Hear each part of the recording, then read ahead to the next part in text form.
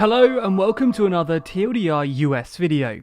Let's just cut to the chase. You will know exactly what this is about. Yesterday, a group of American terrorists violently occupied the US Capitol building in Washington, D.C.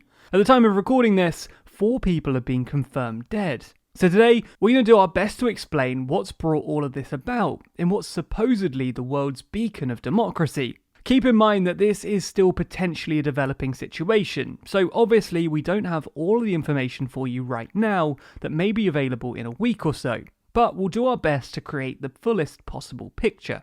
Due to the nature of this video, it's almost certainly going to get demonetized, so if you want to support the channel, you can back us through Patreon and pick up a whole bunch of perks, or donate through PayPal.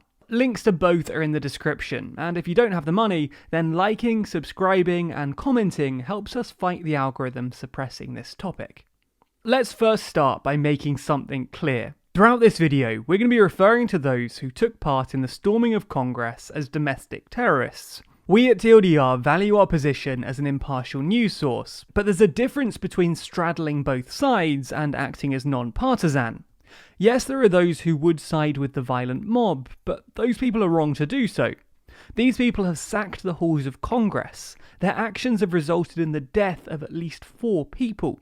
Imagine this happened in another country, a third world nation where a leader refused to concede and his supporters stormed government buildings, even killing people. It's hard to imagine that the US wouldn't condemn this and describe the actors as terrorists. So yes, they are domestic terrorists, and their actions amount to insurrection and an attempted coup.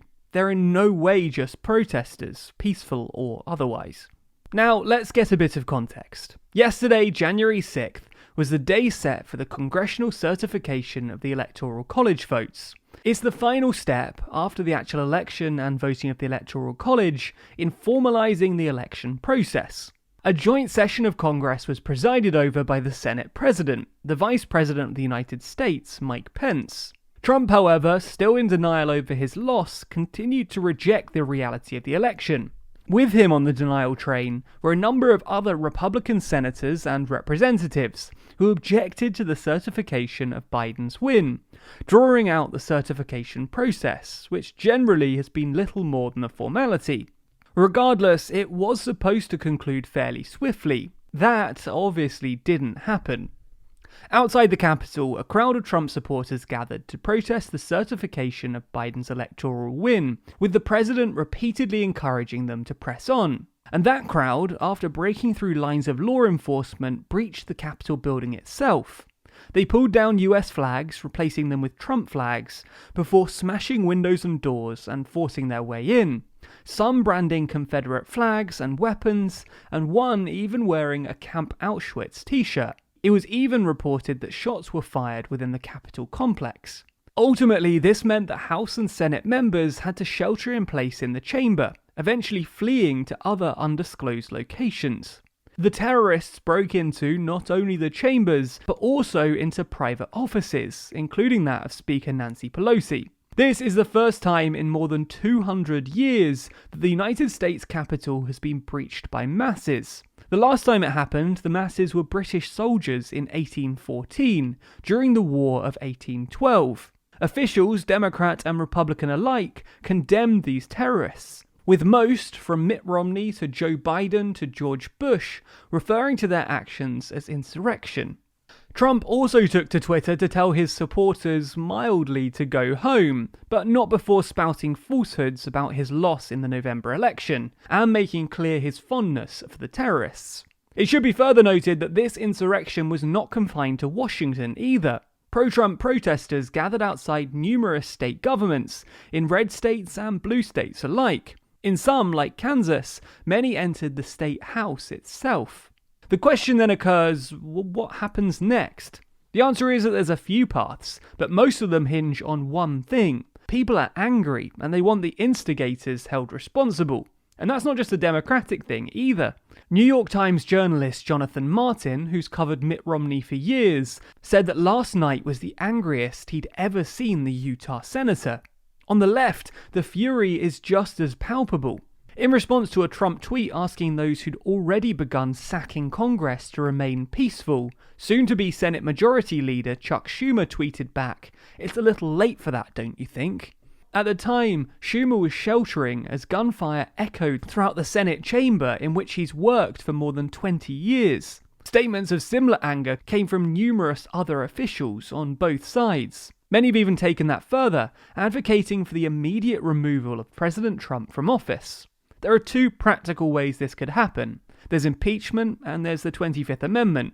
Though some argue that neither is worthwhile as there's only 12 days left in Trump's presidency, the options are still being very seriously considered by many. 14 days is still a long time for someone wielding as much power as a scorned president does, and the president appears to be spiralling downward.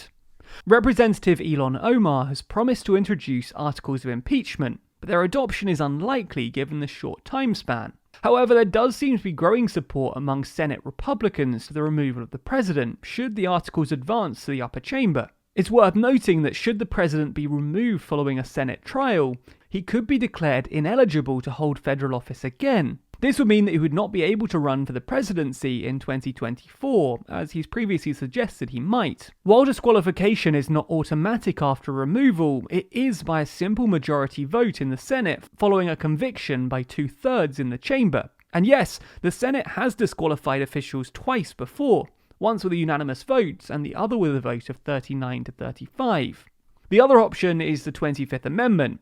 The 25th gives the Vice President and the Cabinet the authority to, by a majority vote, remove the President from office if it's evident that said President is not fit to carry out the duties of President. To be clear, this would require the active approval of the Vice President and the majority of Trump's Cabinet, many members of which were chosen solely based on their loyalty to the President.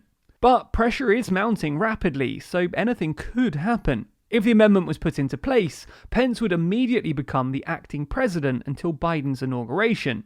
According to CNN, cabinet members have begun holding discussions regarding invoking the amendment, meaning that we could see Trump's effective removal in the next few days. The simple fact is that even though the president didn't directly instruct this to happen, Donald Trump's words seemingly inspired a mob of terrorists to storm the halls of the American government, in an unprecedented act of insurrection in America.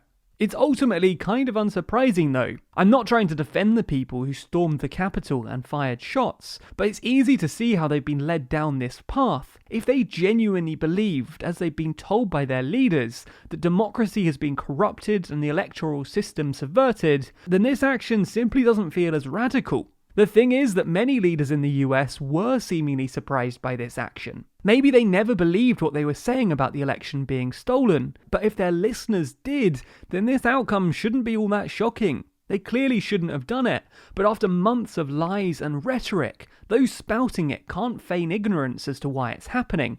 Through this rhetoric and hyping up of tensions, they forced members of Congress, congressional staffers, and Trump's own vice president to literally run for their lives. And in an oh-so-shocking turn of events, that didn't make said Congress or Trump's aides particularly happy. CNN noted that one of Trump's aides described the feeling among White House staffers as if we could throw him to the angry mob, we'd throw him to the angry mob now. And that anger wasn't just directed at Trump himself, but at his enablers as well.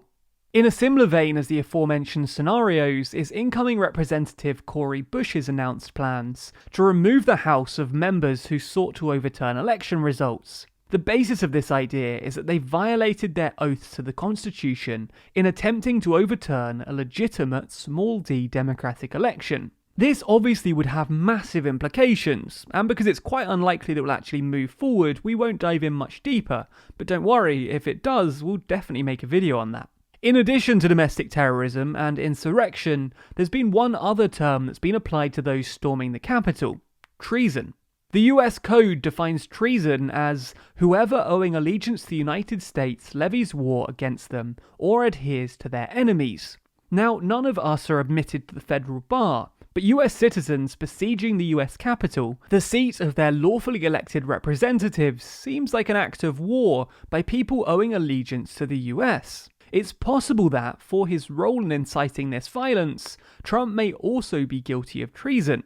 though it appears that it's unlikely to stick for the moment. The next Attorney General, likely Merrick Garland, will have the unenviable task of determining how this dark chapter of American history ends. Back in Congress, the day ended with the completion of the session that started one insurrection earlier. Before the vote on certification, members of Congress spoke at length, each of them going with a slight variation on the same message. What happened was wrong. Democrats and Republicans alike defended the reputation of the United States and the idea of American democracy. In the end, a few Republicans actually changed their tune and voted in favor of certification where they previously opposed it, with Republican Senate leader Mitch McConnell actively encouraging his Republican colleagues to support certification.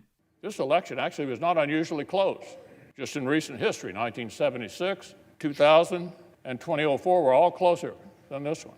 The Electoral College margin is almost identical to what it was in 2016. If this election were overturned by mere allegations from the losing side, our democracy would enter a death spiral.